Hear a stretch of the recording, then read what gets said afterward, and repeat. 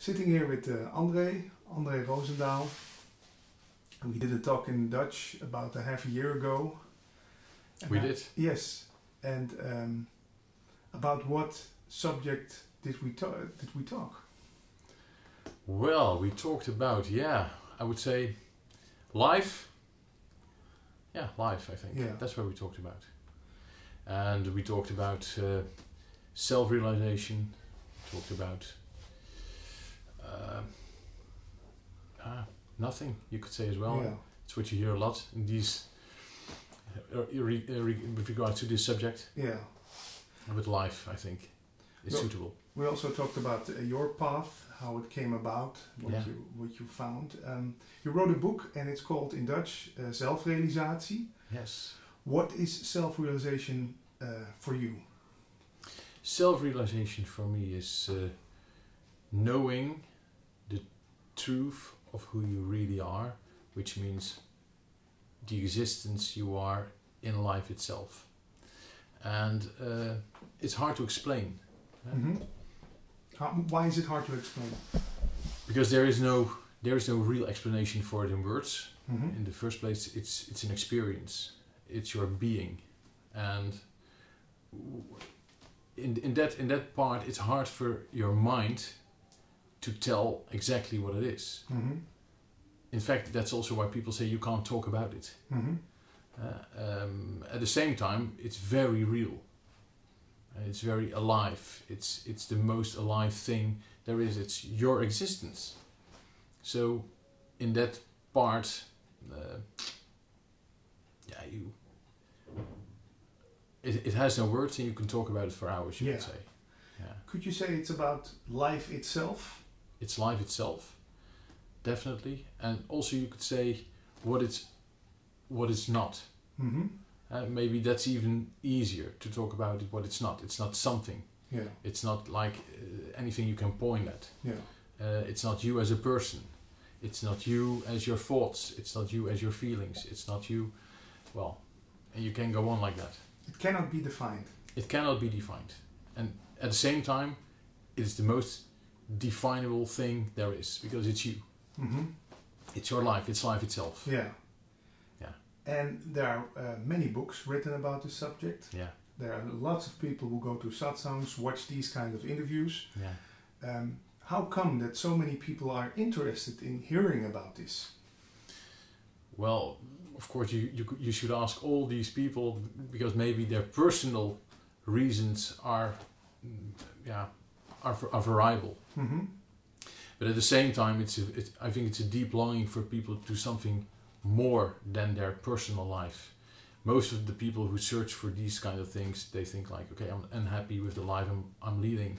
I'm not happy with the circumstances I'm in, or just asking questions about the reality of life itself.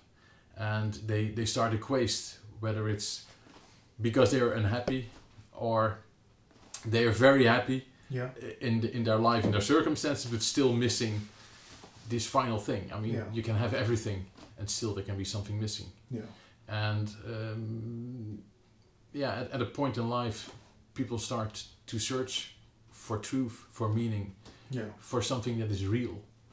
And that's where the quest, I think, for a lot of people start. Yeah. And was that for you also?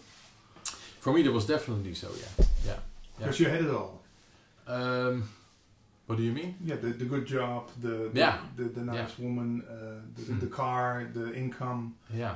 And still something missing. And still something missing, yeah. I mean, for me, it started at a very young age. At a year of 4 or 5 years old, I really thought like, okay, what is here? What is all about? What is happening? And then, of course, you go to school, you do a lot of things, you start studies, and you get a job, etc., etc. And still, there's a deep unhappiness, you could say, about being here, but especially about the way we live with each other, and the fact that I had the feeling there's no connection between people. We're all divided, and we live our lives, and we are separate in our feelings and in our thoughts. And well, I was searching for the meaning of life and all these things. And did you find the meaning of life, André? Well, did I find it? No, it found me, you could say, I think. So it's both. I mean, at the one hand you're searching and you're looking, and at the other hand it finds you, and it finds you for me at a very unexpected moment, you could say. At the moment I really felt like, okay, I'm giving up life, I don't know anymore, and what should I do? And in fact, you could say at that time you're completely available.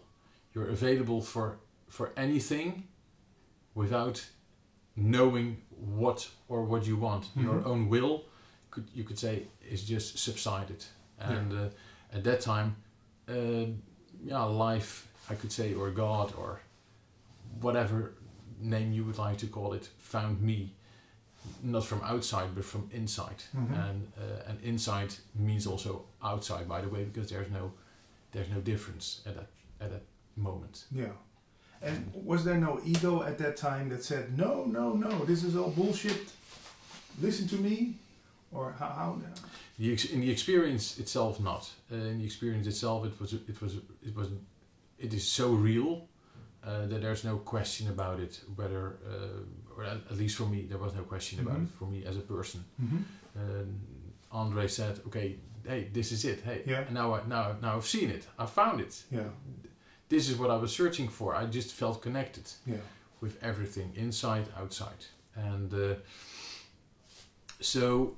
But of course, then you return to your daily life, and then you just meet the people again who know you. You go to your job, you start doing the things you always did. Yeah. And then you have to make, or you don't have to anything, but you make decisions. Yeah. And that might be other decisions than that people would advise you to do. Yeah. For example, quitting your job or starting a new career or whatever. Yeah. But that's just all in your personal life in the end. Yeah. So if you just take a look at the experience itself, there was no questioning anymore. The only hard part is that it's very hard to give words to it and to find words for it. Okay, how do I explain to other people what I've found or what I've experienced and realized? Yeah. And what you realize is that there is no real I. There's just unity. There's connection, and no separation. No separation. No. And at that time, it just was an amazing flow of love, you could say. Yeah. And if you experience it once, it's something that doesn't really subside anymore. It is there, and it's there all the time. Yeah. And of course it can vary. I mean, in your daily life it varies. It's never that you do not have emotions or that you can't be irritated anymore or anything else. But at the same time, you know that there's no difference between the person you think you are and everything outside of you. Yeah. There's just only connection. And how did your family, friends and loved ones react? Did they taste any difference in André? Did he become a more loving person or more loving being, or?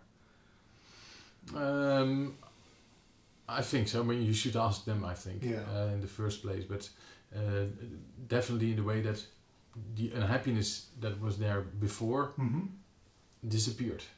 And there was liveliness and there was eagerness to live this life with this knowledge and with this experience. Yeah. I mean, knowledge is maybe not the right word for it, but the experience is inside of you, and you take it with you in your daily actions, and that makes a great difference, of course. Yeah. And is there? Well, I'm just curious. What changes after self-realization? They talk about before self-realization, chop wood, carry water. Yeah. After self-realization, chop wood, carry water. Yeah. So in the outer world, no big changes. No. Selling the house, selling the car, just owning a bike and traveling all over the world with a bike or something. Yeah. That can. But for a lot of people, in fact, these big changes do not happen. No. I think in the last 14, 16 years, I think a lot of things changed, but not in a way that I withdraw myself and I found myself on a mountain or something meditating all day. No, definitely not. What changes is the way you look at things. So how you perceive the world. How you perceive the world. Your perception is really changed. Yeah. And you could say, was there first a perception through the eyes of a feared man? Now you look at things with the eyes of love, and that perception changes everything. And which means that you find yourself reflected in everything that is around you. As long as you think you're separated, then you are a person, and you are identified with anything in your life. There might be a time in which you start knowing and think like, okay, maybe this is strange, and it's all what you find in books, reading about and understanding what it might be to be self-realized.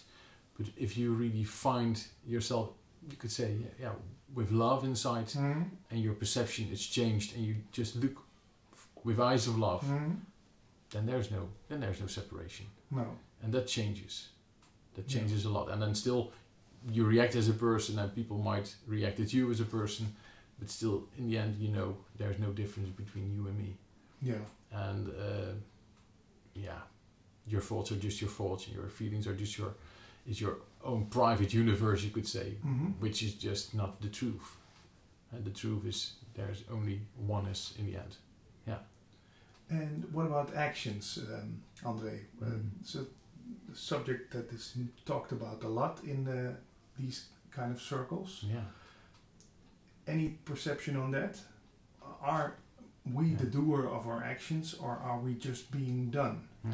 How do you see that? Yeah, that's always a very interesting topic, whether there's free will or there isn't. Let's say, in the end, in the oneness of everything, which is at the same time maybe nothing, there is not a personal free will, I think, in my perception, in my experience. At the same time, as long as we are here, of course, I have actions and I do my actions. So as a person, you act, and as a wholeness, as oneness, it all happens. So you could say, in the end, it's both. It just varies from which standpoint you view. I mean, and oneness has no real standpoint because it's everywhere. Yeah. Your standpoint, my standpoint, it's all together in the end. For here and living your life here, it is very important, I think, to live as if you have a free will. Otherwise, it would be very difficult to do any actions and to make decisions. At the same time, you realize that there's only one moment in life, and that's this moment. And in this moment, things happen. And they happen so instantly and so quickly that you can't even think about the words I'm going to tell you now or say now. It just happens. At the same time, we made an appointment to have this interview. Yeah. So it all happens, and still to what is happening, there's still the option to say yes or no. We can have this interview, or we can't have this interview. And in the end, we say yes, and then you can say, okay, it has to be that way, and there was nothing I could do about it.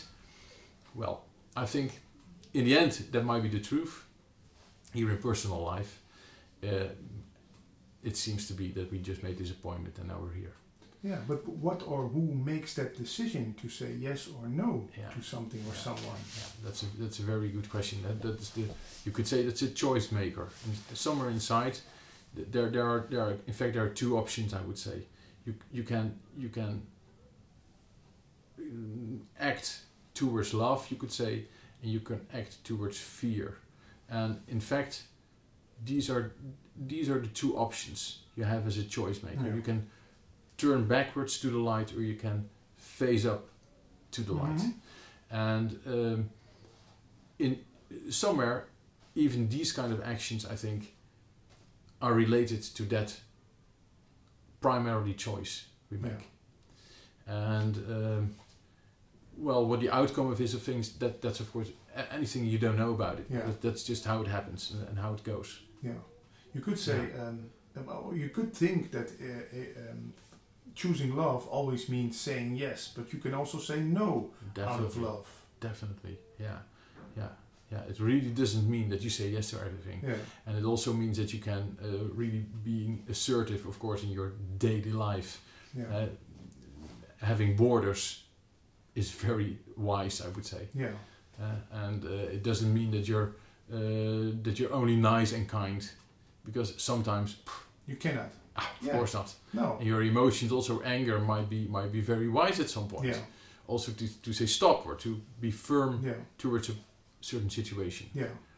So it doesn't mean that that you think everything is all right. Yeah. Because sometimes when you start your search in spirituality, you get a sense of, well, I should just be in service of everybody and forget myself completely and just give away my last cent, my last piece of bread, and forget about myself all along. Yeah. Yeah. That's not the way? That's not the way for me, at least. No. There might be people who find that a way, but I don't think that is the way. You can care for anyone and for everyone, but in the first instance you have to care for yourself as well, or better, if you don't have love inside and you don't understand what love means, also to take care of your own existence, then you can't, I think, take care very well of others as well. Yeah. But it doesn't mean that you can't give away all your money. If you feel really, but don't think that it makes you a better person. Yeah. And that's what people think most of the time. If I just give then I will be good, or there will be liberation or whatever. Yeah. But that doesn't have to be that way at all. No. So self-love is nothing wrong with that. No, and self-love is the basis, I would say, of everything, because everything is connected, and this self-love is what it is in the end, and not the narcissistic self-love in terms of me as a person. Oh, I love myself so very much, and I'm so great, and in opposite to another person, because that's not what it is, but just feeling love inside of you, and that's who you really are, because yourself is love. It's nothing like that. It's unconditional love. Yeah. But unconditional doesn't mean here that you have to give everything away. Yeah. Mm-hmm. You're a father of two beautiful children. How is that? What the difference with, let's say, the children of the neighbors or children at the schoolyard and your own children? Mm-hmm. Is that the same? Do you recognize the same kind of love in both, or is there still a difference? In your daily life, there's a difference for me, definitely. I mean, you have the daily care for your children, and you have a connection with your children in your daily life, which is different than the connection you might have with the neighbor's children. Yeah. But at the same time, if you just take a child and you take a close look at your child and the neighbor's child, and you just watch, with the eyes of love, so to say, without your thoughts, oh, this is my child, this is the child of the neighbor, etc., then there's no difference. No. Definitely not. And you would also risk your life rescuing the neighbor's child from a burning house instead of it was your own child, or you can't say. I can't say because I didn't experience it, but I believe I would. Yeah, you cannot say, but I'm still reminiscing about this all-pervading love. And even if you, but that's very hard to talk about in terms of. It's all what if. Yeah. And what's the use of talking about what if? But even if you have to make a choice, for example, rescue the neighbor's child of your own child. Yeah. What would you do if someone? Well. No, I know it's impossible to think about these things, but you just do. Yeah. You act. Yeah. And you don't know how you're going to act. No. No, I think my mind still wants to make you into like a special person, a kind of Robin Hood who has love for all and everything and would risk his life for all and everything. I think that's what my mind is trying to do right now. Well, yeah, maybe that, but that's not the case, I think. No. What is the case is that you become courageous in some kind of way. That. I'm not afraid for my own death at all, I can say. Because there is no death, and I'm really for 100% sure that there is no death, and that life just goes on. Mm-hmm. Life is eternal, so there's no doubt about it. So in that perspective, if you would ask, okay, we have to choose, is it your life or mine? Then I would definitely step up front. Yeah. Not because I would like to lose my life here. But yeah, I mean, why shouldn't I? I mean, yeah. I think it's an interesting topic, but it's hard to get one answer on these kind of questions. Definitely, because you only know the answer for yourself as a person in your experience when you're there. But there's nothing to lose. I mean, I can't lose anything. It is already lost, you could say. I mean, this is a body, and you sit here and you do your talking, and that's all fine, very good. Yeah. But at the same time, it's not real. It is already over, because it will pervade anyway. Yeah. Whether it's today or within 30, 40, 50 years, it doesn't matter. But it's not everlasting. It will vanish. Yeah. Yeah. Luckily, I would say. We can be sure about that. Yeah. Can you recognize this realization of love in other people? I mean, if you meet someone who also is self-realized, is there a kind of recognition between the eyes or felt sense of, well, we both know what it's about? Yeah, most of the time you do, in fact. Yeah. And well, quite often you get to the topic very soon, or you immediately talk about the essential questions of life, and you also know that you can talk for a very long time, and at some point you also know, okay, we don't have to talk about anything because it's there, it's clear. Yeah. I once heard one teacher say that it's like people who've been to the Vietnam War. When they meet each other, they don't have to say to each other what they've been through. Yeah, they know. They know. Yeah, exactly. So we don't have to talk about it. Yeah. And at the same time, you can talk about it. But yeah, I would say the willingness and the eagerness to talk about it with someone who also kind of realized or experienced something like that. Well, this eagerness is not that big. I mean, no. Still, you like to talk about this, also with people in public places. Yeah. How is that? Is that like a sort of passion, or what is that for you? Yeah, that's really a deep felt passion to talk about it. That's what it is. That's, you could say, for me in this life as I'm sitting here, I would say that is really felt like the purpose of my personal life here. If I'm willing to tell about anything, then it's about this subject to people who would like to know anything about it. Although there's nothing to know about it, in the end you only can experience it. But still, for a lot of people, they want to hear about it. They have passion for the subject itself. Maybe in the beginning they think like it's working on self-improvement, and hopefully they get to the point that they think like, I don't have to improve anything. It's just all right. It was always, and it will always be. Yeah. And there's nothing to be added to myself. The only thing that you can is to let go of things and find yourself, you could say, as nothing, and at the same time as everything. Whether it's only one person who would experience it, it would be fine. I mean, if there's none, it's also fine. It's just you can't stop talking about it to people who would like to know anything about it. It doesn't matter if it's 2 or 3 people sitting in a room. No. I mean, whether it's a class full of people, 50, 100, I don't know, or 2 or 3 or just 1, or it's all fine. Yeah. Is there any particular age you think that it's best to hear this message? Not a particular age, but in my experience, it is a fact, I would say, that people who are some kind of older, who have seen more things in life, 30, 40, 50, etc. In general, you could say people are drawn to the subject because they ask themselves more questions. At the same time, for very young people, it's also very important to develop an ego, you could say, and a personality. And if you realize immediately, hey, my personality and everything I think about the person who I am is just fake,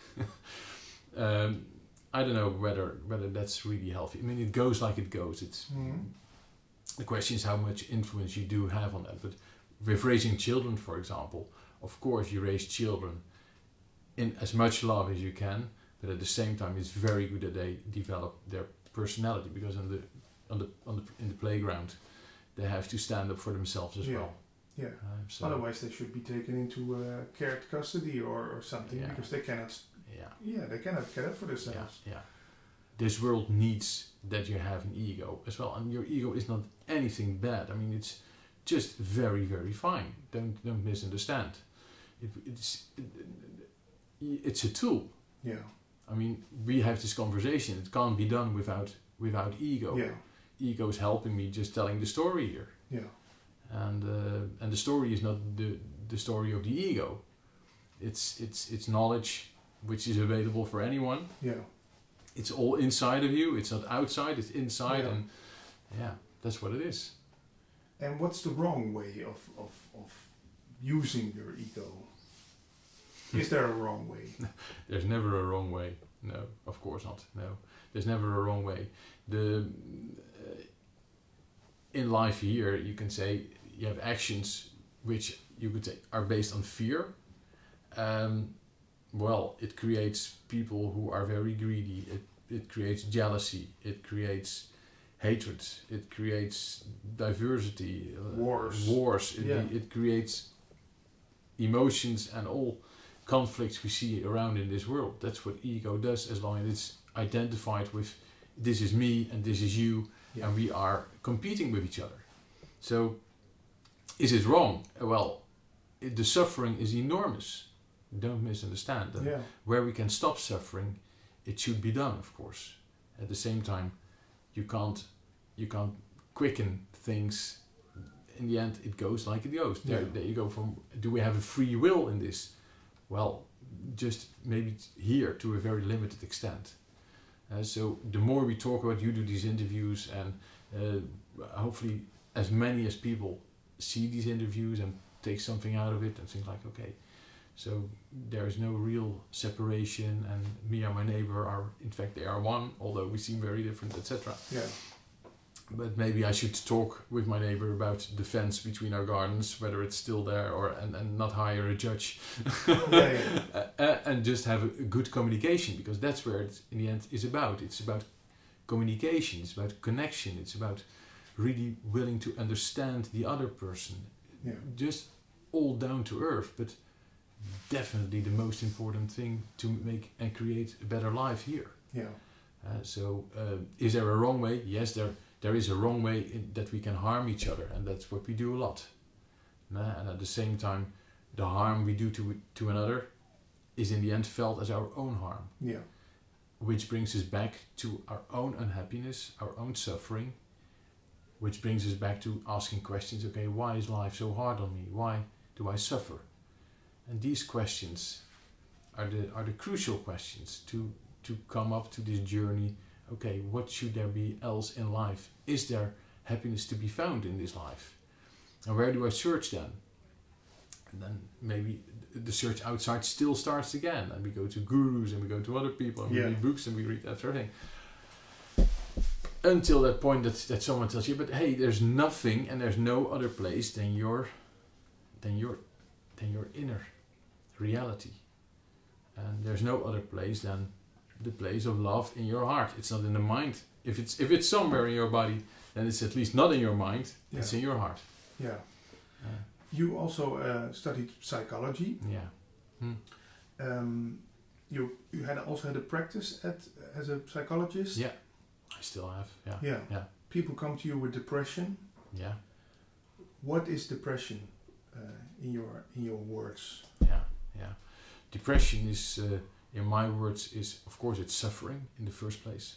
People suffer a lot because they are totally separated and isolated within themselves, identified with their thoughts, with their convictions, with their emotion, their feeling. Feeling is very, I mean, a lot of people, we all think, and all these thoughts, they go round and round. But especially the feeling of depression is, of course, maybe the hardest thing. What does it feel like, depression? Because life is feeling. Life is what you feel. Mm-hmm. It's even more than what you think, in the end. And what's your question? What does depression feel like? Have you ever been depressed? Can you tell? I have been depressed. Yeah, definitely. Does it feel like there's no options left anymore, or what is depression? In the worst case scenario, I would say there is no option left. It's deeply feared, deeply isolated, deeply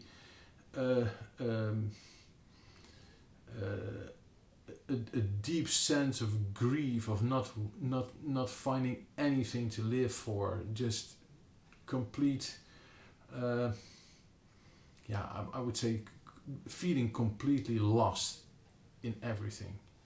So that these were my own words, I would say. Just feel very, very lost and lonely. Deep loneliness. Yeah. And that can be very severe, and that's not something I guess you can get rid of with 1 or 2 sessions of 45 minutes talking to you. What is needed for well, it can happen. Yeah. It can happen in 45 minutes. It can even happen in 1 minute talking with me, but also just seeing at some point. So time is just, there's no time limitation. In the long, I mean, you can spend years and years on it, and it also can be fixed within this moment, you could say. Yeah. There's no guarantee at all. How did it work for you? How did you come out of the depression? Yeah, I would say just by total surrender. To surrender myself to, I believed something which was bigger than myself. I mean, I was here in life, and I could understand that was understanding that there must be something going on. Mm-hmm. And just by letting everything go and letting all wanting go and just giving myself over to life, I found life, you could say. And I thought like, hey, everything that was built in my head, all my thoughts, all my feelings, it is just not me. I could see it, you could say. I could see that it was not me. It was just an experience that came up and also went away again. Yeah. Yeah. And is that because you are so smart, or are people who are not getting out of the depression then not smart enough or not doing enough? Or I'm just. They're doing too much. They're doing too much. Yeah. They're definitely doing too much. Resisting and analyzing in a way like, okay, I have to understand why I feel like this, and then the whole search in your mind starts again. Yeah. But that's not where it's about. It's not about analyzing with your mind. It's just watching. It's not analyzing, just letting it be in the first instance. Yeah. And that needs, you could say, maybe the courage to surrender, the courage to let it go. Not fight the depression, but just fight it. Be depressed. Be depressed. Yeah. Exactly. Don't resist it. Just let it be and just watch. I can remember that I've sometimes some feeling comes up, and I it's not depression. I don't want to say that. No. But loneliness. Let's say loneliness, and then you feel it coming. And you think, oh, not this. I have to find distraction. Exactly. Where's my phone? Yeah. Are the shops still open? What can I order a pizza?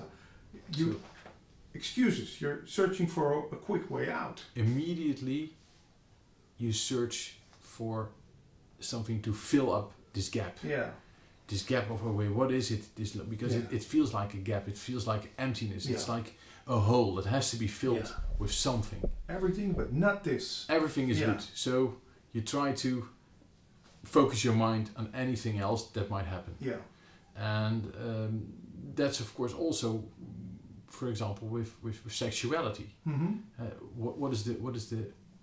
What pulls us towards sexuality is also this moment in which we even for 5 seconds, totally forget everything and have this, this feeling of being complete, this oneness at some point, and there's no loneliness at that time. We are filled up. And in our memory, we search again for this experience, and then we. Because you can feel very lonely after these kind of things. Definitely, you feel very lonely. It comes back. It comes even worse. It comes back. Yeah. If you try to use it as a fill up for your loneliness, because there's no real connection. But also using the phone, watching TV. How come, André, that we there's no one that says, "Oh, I've been happy for 2 days now. I have to get rid of this happiness." But when we feel lonely, depressed, sad, there's a mechanism inside of us that wants to get rid of this, that doesn't want to feel sad, doesn't want to feel lonely. Is that something that has been taught to us, or is that a survival mechanism? What is that? Of course, everyone wants to get away from pain. So if you have pain, you want to get rid of the pain. You are depressed, you want to get rid of your depression. But at the same time, we do not ever closely examine that where we want to get rid of, we want to get rid of pain, and we want to have pleasure. That is just the same in the end.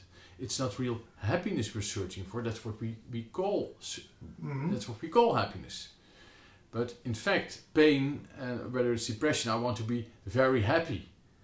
You want to be very happy in the circumstances you're in. I'm now an unhappy person, and I really would like to be a happy person. Without understanding that a happy person, in the end, is the same as a depressed person. The circumstances or the moment can be a happy moment, as we say. But it's just very connected. It is connected with each other. And most people, we are never being taught that these things are connected. You are being taught that you have to search for happiness in your life that makes a nice wife, a good career, and forget about the other. And forget about it. I mean, if you just get away from there and you go there, then it's fine. You know. And then that side will come up very more. In the end, it will always come up, because you will lose. In the end, you will lose everything. I mean, and it don't have to be your wife. It doesn't have to be your job. You can hold on to your job the rest of your life, maybe. But there are just no guarantees at all. And there's always the fear of losing anything.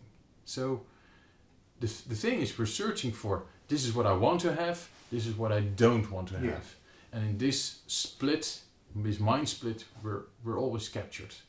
Because whether we're finally found what we wanted to have, then we also realize that it didn't make us happy anymore. I mean, maybe you noticed that in your life. And also some things that made you happy, let's say 10 years ago, now make you unhappy. Exactly. And you start thinking about yourself, how come this was something I loved to do and now I hate it? How come? So what is it to find a way in which you can smile, you could say, whether you are in these depressed feelings, or when you are in this complete happiness of an experience. In fact, when you're really self-centered, you could say, or when you are just looking at what is, then there's no real identification anymore with these circumstances, and together with these thoughts and feelings that come up with the circumstances you find yourself in as a person. And that makes you could say balanced or more neutral, or and for a lot of people that also means very boring. Sometimes you hear people like, "Oh, it must be very boring then." Well, for a lot of people it might be very boring, and maybe you become also very boring at parties or but at the same time, of course, you can still have a lot of fun. And do you still take standpoints, André? Do you still say that is good, that is wrong, this should be this should be that? Or are you just smiling again? Well, I'm not always smiling, of course. It's very easy to take a standpoint. And sometimes, of course, you take a standpoint. I think I take standpoints as well. At the same time, it's always, if you just pronounce or proclaim a standpoint, you know that it's just a standpoint. It's not the truth. It's definitely not the truth. No. And But most of the time you just be silent, I would say. Yeah. If you say, are you pro this political party or against this political party? Well, I don't really think that's. I don't also have this feeling because none of them speak the truth. Let's say they are all dividing and separating, and well, almost all. Yeah. Yeah. Good old Osho once said, "Praise or blame, it's all the same." Yeah. We now talked about, let's say, the inner world. I know there's ultimately no outer world, but how does that work with other people? When someone comes up to you and says, "Man, that was a beautiful talk you did," and 5 minutes later someone comes and says, "Man, that was a rubbish talk. I didn't understand anything about it." Is that then all the same to you both? It's all fine. Yeah, it's all fine. That is really all fine. And of course, as a person, it's nice to hear that someone liked your talk or that he finds something in it which was helpful, and if someone just spent his time towards things he didn't like or that he found it rubbish, or well, maybe his time was spent very well, because you never know what the outcome is of something later on. Yeah. So that's why I can't judge and can't say whether it's good or not good. No. But just as a person, it's always nice to hear that you did well. At the same time, it doesn't matter. It's nice to have to receive the compliment, and also you can receive the discompliment, you could say. In the same way. But in the same way. It doesn't say anything about you. It doesn't say anything about me. It doesn't make you a lesser person or no. That's because you know that what you are cannot be touched by words or compliments or. No, it's very sensible. It's what you really are is you could say is the finest thing. It's very. I find the English word. It's very sensible. It's the most touchable thing there is, and at the same time, it's invulnerable. Yeah. So. It's also not that some people think like that there becomes a wall between you and the rest of the world, and you're untouchable, and here I am, but you're very touchable. You get so touchable, but not with the emotion which is normally attached to the idea of being influenceable or touchable. It's another. You can show emotions. You can even have tears, but not because of suffering, not because of, because that's not what it is. It's very intimate. It's very, very intimate. Yeah. And it's the quality. It's an energy which makes it possible that we really have connection with each other. So but it's something different than emotions. Like they go up and down, and also they vary towards your self-image. That's what it would do. If I take blame or I take compliments and I would really work them out, then I would have a negative self-image or a positive self-image. Or well, that's the whole story of me as a person, you could say. And are there still moments that you put on your mask, or are you always and everywhere this vulnerability? Let's say in the workplace, is there a different? Is there André with the mask, or is there just André as being love? There's always André as a being, of course. At the same time, it doesn't mean that you show or say everything you would like to say or say in this interview, for example. There can be a difference because you just are doing your job. Yeah. That's why they hire me.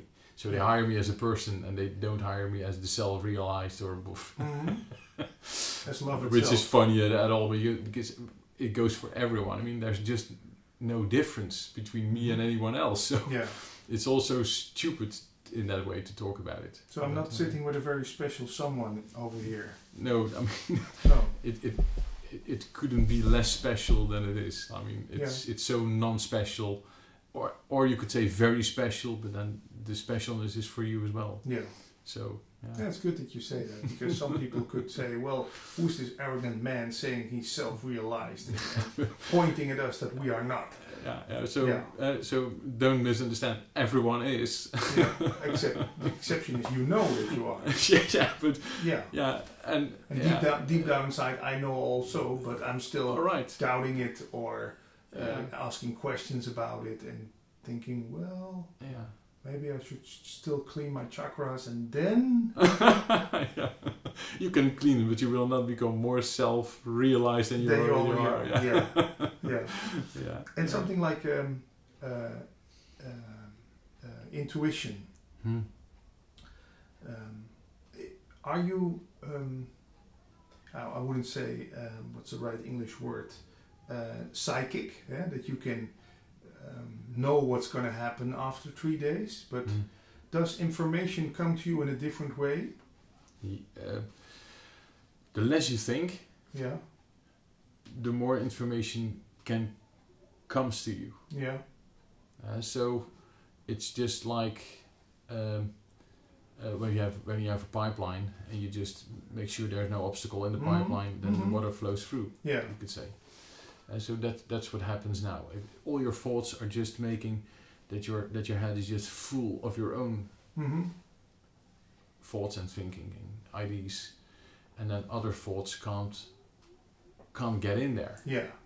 So the less you think, the more thoughts you will receive maybe from outside, which might be seen as intuition or as knowledge from the heart or something like that. And it also might be the truth that you see things in the future, that you have some kind of forecast or feelings that things might happen. So does it happen more? It's a natural process, I would say, that it happens. It happens to everyone. Most people don't recognize it.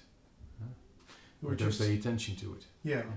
We're just sitting in the garden and we talked about your children and other children, and for them that's natural of being the openness. They receive everything.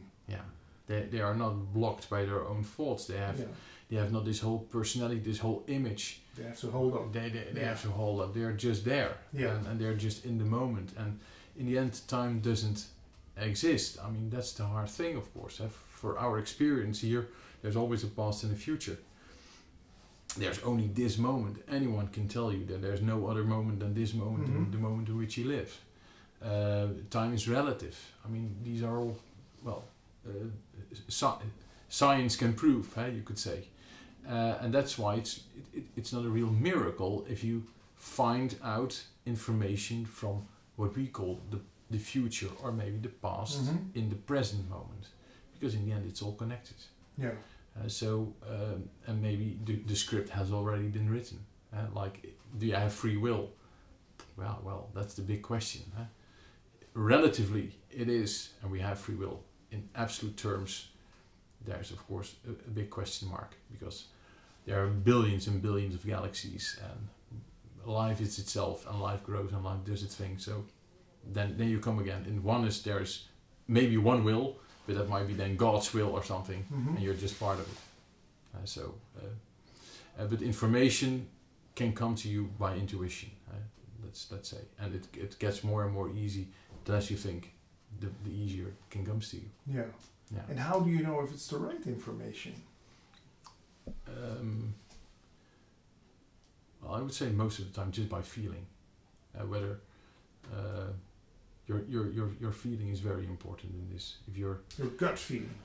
Your gut feeling, and if you have an idea or an intuition, especially when it stays for a longer time, it doesn't mean that you have to react on each impulse, because an impulse is not always directly the best option, you could say. As long as you can speak of best or not best, but so intuition is always comes together with the feeling of knowing, you could say, feeling deep knowing. Hey, this is right. And it's not only right today, it's still right tomorrow, and even after a week, it's still right. With impulses, if you're just walking in the shop, should I buy this or something? Then maybe you think, if you just go home and just sleep one night over it, then it might be different. Yeah. Yeah, there's a big difference between. Has the tempo of your life changed? Were you before self-realization more? Yeah, I can imagine more stressed out, but also more eager to make quick, fast decisions and take steps and move. Before, I would say I had far more the idea that I had to do all kinds of things. Now there's much, much, much deeper trust in everything, that it comes at the time it has to come. At the same time, the pace of doing things in my life is still kind of a busy life, I think, with a family and kids and a job and practice and all kinds of things. So it's not that it's silent or that I'm just... But the tempo in which you do things, inner tempo, is different. Yeah. And so you still do a lot of things, but at the same time, inside of yourself, the tempo is lower, much lower. Yeah. And you just take time and things come the way they go, and you take as it comes. Yeah. And you react on what is. Yeah. And whether it's good or whether it's bad, it is what it is. And then you choose your action. So in that perspective, it's much less stressed. Yeah. Yeah. But no more stress. There's stress sometimes. Yeah, of course, and also the good stress. I mean, the stress of wanting and doing something. Yeah. And feeling eagerness and passion for it. Yeah. But that's not where you get stressed out of. You could say. You can't get a burnout. Yeah. In that perspective, because the burnout most of the time people get because they spend a lot of energy in things they don't want to spend in or they spend on. Yeah. It's maybe because it's Sunday evening, but you also give me the vibe of that you are on vacation. That's the sense I get by with certain teachers I talk to. They have this atmosphere of what people would have when they're on vacation. Not the first 3 days, but let's say about 6-7 days into the vacation. I can finally relax. Yeah. It's not vacation time for you. No, definitely not. No, you have to go to your work maybe tomorrow or the day after. Yeah. So maybe is that the thing? Are you just inside? You're always on vacation. Inside, you're always on vacation. Yeah. And not because there's no emotion, there's nothing happening. But today is today, and now is now, and there's no wanting. No, because vacation would mean then life is okay. When I'm on vacation, my life is okay. Now I can relax. Now is everything all right? I'm here sitting with my cocktail and no more stress. No more stress. No, because it's hard. I mean, I don't even have to go on vacation. I mean, I even rather stay here. I think even vacation may cause more stress than just being here at some point. Yeah. No, but that's the thing that's just very relaxing. Yeah. And it also has this effect on your partner, your family, I can guess. Yeah, they find me stressed somewhere at some point as well. Yeah, of course. Yeah, in your daily life, there might be always moments in which you are stressed or think like, come on, please, guys, clean up with here. I mean, it's a mess. And you don't walk around. Namaste. They won't do anything. If no. But it comes out of it still comes out of this relaxedness, I guess. Even when it would be on the surface. And the surface when it's even seems to be not relaxed. Yeah, storm. Exactly. Then still underneath. Yeah. There's relaxedness, and you can return to these relaxedness very, very soon, and that's just fine. We have about 5 more minutes. I want to ask you some practical information for people who are interested in your book. Yeah. You are on the process of translating it. Yeah, I'm on the process of translating it. Yeah. I don't know exactly how many months it will take, but I hope it will be translated in English as soon as I can. Yeah. For Dutch viewers, of course, they can still read it. Zelfrealisatie. Yeah. De weg terug naar wie je werkelijk bent. And we're also working on a new book, but I don't know exactly when it will be there. And let's say someone from Japan is watching this on YouTube. Can he contact you via Skype or email to Yeah. do a session or to just talk about this? They can, of course, send an email always. Yeah. Info at Nathan info.nl and Skype as well. Yeah, we'll put the link underneath this movie. Yeah. André, maybe some final thoughts. Anything you want to share some more to someone who's watching this? What could be the next step after watching this interview to getting more relaxed, getting inner peace? Yeah, I would say you don't have to do anything and just trust on the fact that it's all right now, even though you might think or it might feel like it isn't all right at all. Behind everything there's always relaxedness, there's always this spaciousness, there's always love. And whether you believe it or not, that's what it is. And so you don't have to find a way and struggle all. You can read millions of books, you can watch trillions of videos or whatever, but in the end it isn't needed. Just surrender to life itself in this moment and know that it is all right and that there is no blame. You might have made mistakes in your life, but that's all fine, because as a person we all make mistakes. And I think that guilt is a very harsh thing for people. I had to do it differently in the past, or they have fears about what will come. And but what will come will take care of itself. When you are watching this video, you've lived your life, and every worry you have had on any day in your life, it didn't help you to make much more progress than you did already. You're just here. And whether you have worried in the past or not, it didn't help you. Never. Taking action, that will help. If you're in a nasty situation, you can get out of it. Make sure you get out of it, but don't worry. Just let it go and just take action as needed in the moment itself. Yeah. So the happiness you are talking about, that is not depending on circumstances. Definitely not. I could be now watching this just being fired from my job. Yeah. My girlfriend left me. Yeah. And the landlord said I still have 4 more weeks and then I have to leave my house. Yeah. Yeah. That it is a very turbulent situation you're talking about. Yeah. That's definitely true. Yeah. And the only thing it needs is that you take action and accept the circumstances. And accept means this is what it is. It doesn't mean that it feels right. It doesn't mean that it has to feel wrong. Just say yes to what is and take action. Yeah. Wherever you can. I mean, find a new house, find a new job, find a new etc. Yeah. And know that time will always carry you through, or you could say your presence will always carry you through everything that will happen in your life. Yeah. You're always there. It's first there's me, and there's any experience, and that is always the way it will be. Yeah. Thanks, André. You're welcome.